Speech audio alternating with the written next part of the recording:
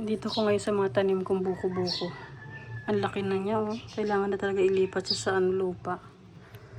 Tingnan niyo, oh. Ilang pieces siya? 2, 4, 6, 6 na lang kasi ito isa namatay. Then, papakita ko sa inyo itong tanim kong malunggay. Sana tuloy-tuloy na yan tumubo. Lumaki. May tanim din akong sili. Sana lumaki sila dyan.